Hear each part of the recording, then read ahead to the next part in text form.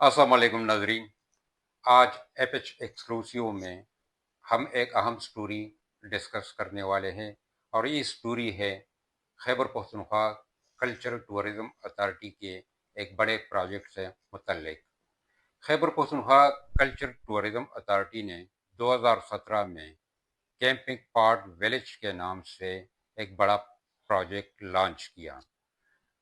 ताहम 8 साल गुजरने के बावजूद ये प्रोजेक्ट सवालात के घेरे में है, सवालात के ज़िद में है, और ये सवालात है प्रोजेक्ट में मुसलसल तोसी, प्रोजेक्ट को इंटरनेशनल ऑर्गेनाइजेशन को देने और अब प्रोजेक्ट की आउटसोर्सिंग। इन सवालात के जवाबात तलाश करने के लिए आज हम मौजूद है कल्चर टूरिज्म अथॉरिटी के project director camping pot village project. उनसे इन सवालात के हम कोशिश करेंगे कि उनका मौक़िफ़ भी लेंगे और उनसे जो सवालात हैं उनके जवाबात भी हासिल करेंगे। ये हमारा एक प्रोजेक्ट डिजाइन हुआ कि जी हम कैंपिंग विलेजेस लगाते हैं, तो किसी ने फिर ऑब्जेक्शन किया कि कैंप की लाइफ होती है 3 महीने, टेंट धूप बारिश के बाद वो खत्म हो जाता है। तो हमें एक ऐसा स्ट्रक्चर चाहिए जहाँ पे फैमिलीज आके कैंपिंग को भी एंजॉय करें, लेकिन उनको सेफ्टी और सिक्योरिटी पूरी मुयसर हो, फैसिलिटीज हो, किचन हो, पानी हो, शेल्टर हो, बैठने की जगह हो, व्यू पॉइंट हो। तो इसका नाम कैंपिंग पॉड्स रखा गया, कैंपिंग पॉड टूरिस्ट विलेज। और ये उस बेस पे ये प्रोजेक्ट बनाया गया। ये कमर्शियल प्रोजेक्ट उस नौयत में नहीं है, ये बेसिकली प्रमोशनल प्रोजेक्ट है जिससे हम नए इलाकों को इंट्रोड्यूस करेंगे, वहाँ पे बिजनेस अपॉर्चुनिटीज क्रिएट करेंगे, लोकल इन्वेस्टर और मिडिल क्लास हमारे जो डोमेस्टिक टूरिस्ट है उनको फैसिलिटेट करेंगे विद फैमिलीज, ताकि लोगों को नए इलाके मिले और जो ये रश हमारा गलियात पे, स्वाद पे, कागान नारान पे, तो ये जरा डाइवर्ट हो जाए। अच्छा फिर साहब कहेंगे ये बताइए, जी इस जब ये प्रोजेक्ट आप लोग लॉन्च कर रहे थे जी।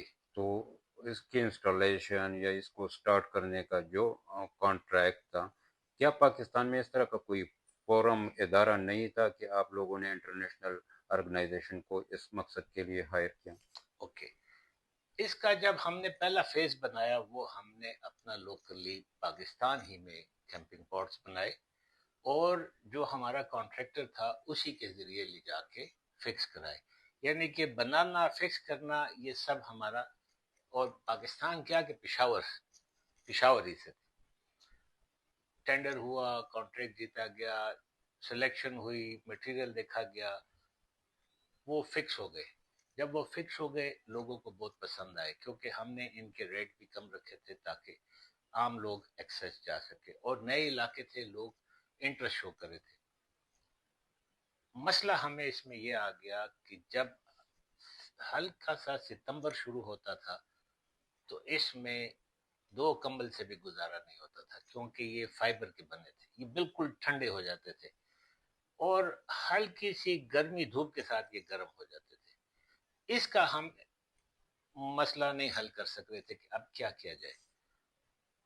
इसी असना में हमारे आजम खान साहब, क्योंकि प्रोजेक्ट उन्हीं से स्टार्ट हुआ था, वो कहीं फॉरेन कंट्री गए और वहां पे उन्होंने एक वुडन स्ट्रक्चर हट्स देखे, और वो यही आइडिया जो हम यहाँ इंट्रोड्यूस करते, इसी आइडिया से वहां पे चल रहे थे। और वो इंटरनेशनल स्टैंडर्ड, उनकी वुड के साथ इंसुलेशन, इंसुलेशन के साथ स्नो प्रूफिंग, वो सारा सिस्टम उन्होंने देखा, और फिर उसमें हॉट वाटर सिस्टम भी देखा, तो उनको वो बहुत पसंद आई। अब हम वहां से डायरेक्ट नहीं खरीद सकते कोई चीज भी, हम एडवर्टाइज करेंगे। सर ये ज़रा क्लियर करें कि इस तरह का जो स्ट्रक्चर था, जी ये पार्ट्स की, जी।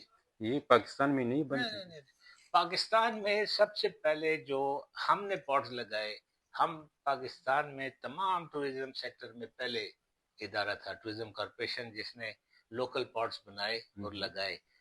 हमारे पॉट्स को देखने के लिए पंजाब टूरिज्म वाले आए, जीबी वाले आए, और उन्होंने फिर हमारी فالو اپ میں اپنے لیے یہی چیزیں بنائی. مسئلہ ان کو بھی یہی آ رہا ہے.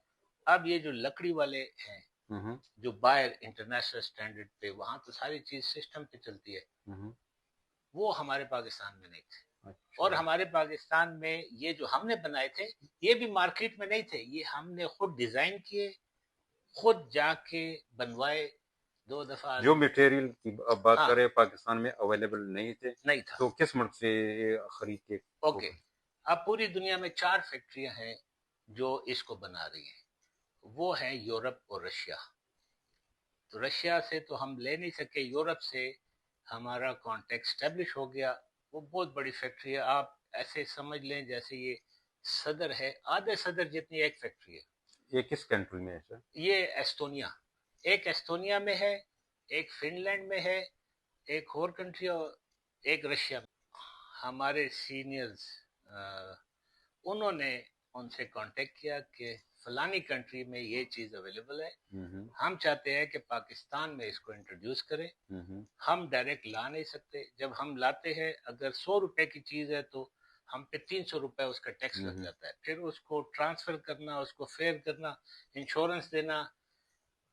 تو یو این ڈی پی سے کانٹیکٹ ہوا کہ جی آپ ہمیں یہ خرید کے دیں گے. ہم نہیں خریدیں گے، یہ کوالٹی ہے، یہ چیز ہے، یہ فیکٹریز ہے، آپ ہمیں ان سے خرید کے دیں گے اور لے کے بھی آئیں گے. پیڈی صاحب یہ ذرا کلیئر کرے کہ یو این ڈی پی کے ساتھ آپ لوگوں کی کانٹریکٹ کس بیس پہ ہوئی؟ Okay, U N D P کے ساتھ کانٹریکٹ یہ ہے کہ یو این ڈی پی ہمیں اپنی ٹیکنیکل ایکسپرٹیز دے گا، اپنے ایکسیس، ان کا پوری دنیا میں ایکسیس ہوتا ہے، وہ انفارمیشن ایکسپیرینس دے گا، ہمیں پرچیز کرنے میں سپورٹ کرے گا، ہمیں یہ ایکوپمنٹ ٹرانسفر کرنے میں وہ سپورٹ کرے گا، جس کی وجہ سے ہمارے یہ سارے ٹیکسز ختم ہوتے ہیں.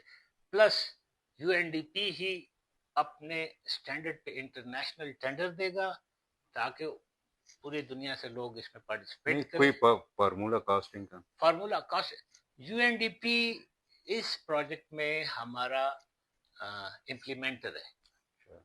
امپلیمنٹر کے ساتھ یو این ڈی پی کے پاس جو اپنا فنڈ آئے گا، اگر ہمارے کسی جگہ پہ فنڈ کی کمی پڑ جاتی ہے تو وہ ایکسٹرا پیسے یا ایکسٹرا کام ہم نے کرنا ہے وہ یو این ڈی پی کرے گا.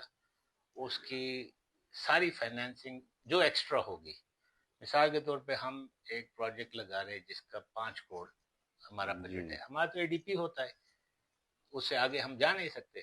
اتفاق سے اس کا راستے کا ایکسیس نہیں ہے، اس کے راستہ بنانا ہے، اس کو ایکسیس دینا ہے، اسپاٹ بہت اچھا ہے، اس پہ 1 کروڑ روپے ایکسٹرا لگ رہا ہے. تو یہ پیسے جو ہوں گے یہ یو این ڈی پی دے گا. اچھا، اب تک کتنے جو ہے کیمپنگ پاٹ ولیج اسٹیبلش ہوئے خیبر پختونخوا میں؟ 15 ولیج ہم اسٹیبلش کر چکے ہیں. یہ کس کس ڈسٹرکٹ میں؟ یہ پورے صوبے میں. اچھا، ایک کانٹریکٹ جو آپ لوگ کر رہے ہیں اس میں مسلسل توسیع دی جا رہی ہے، لیکن جو بورڈ ہے یا ہائی فورم اتھارٹیز ہے ان سے اپروول نہیں لیے گئے ہیں.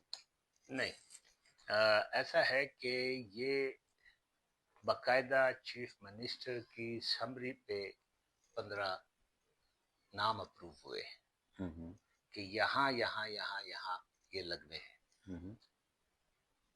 چیف منسٹر تک جب سمری جاتی ہے، اے سی ایس سے ہوتی ہے، چیف سیکرٹری سے ہوتی ہے، منسٹر سے ہوتی ہے، وہاں جاتی ہے، پھر اس کے اوپر اے ڈی پی کی اسکیم بنتی ہے. اچھا، جب پروجیکٹ جب بھی کمپلیٹ ہوگا، ہم نے تو 15 سائٹس پوری بنانی ہیں جو ہمیں چیف منسٹر کی سمری میں ہے.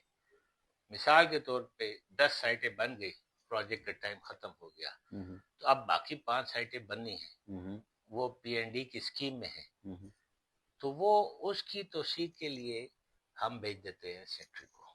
اچھا، تو سیکٹری پھر اس کی اپروول ہمیں دے دیتے ہیں کہ ٹھیک ہے کیونکہ یہ پروجیکٹ اپروو ہے اور سی ایم سے آلریڈی اپرووڈ ہے، اس کی آپ توثیق کرو، اسے کمپلیٹ کریں. تو یہ ابھی 2027 میں پروجیکٹ کمپلیٹ ہو جائے گا. لاسٹ کوشچن یہ ہے، کل بھی میں نے آپ کے ساتھ ڈسکس کیا تھا کہ آؤٹ سورسنگ کے حوالے سے جی جو ایڈورٹائزمنٹ اخبارات میں شائع ہوئی ہے اور جو صوبائی حکومت کی ای پیڈ پالیسی ہے اس کا کوئی ذکر وغیرہ نہیں ہے، کیونکہ صوبائی حکومت نے تمام جو ٹینڈر کا عمل ہے وہ ای پیڈ پہ ڈالا ہے نا. تو وہ ذرا ایک سوال اٹھ رہا ہے کہ کیوں ای پیڈ پہ آپ لوگوں نے نہیں ڈالا؟ ایکچولی کل میں نے آپ ہی کے کہنے پہ انکوائر کیا تھا کہ بھئی یہ کیا، تو پتہ چلا 4-5 اخباروں میں تھا اور ای پیڈ والے پہ بھی ہم نے ایڈورٹائز کیا تھا. آپ کا کوشچن یہ ہے کہ جو اس کو پروسیس ای پیڈ. پروسیس ای پیڈ پہ کیوں نہیں ہوا؟ ہاں.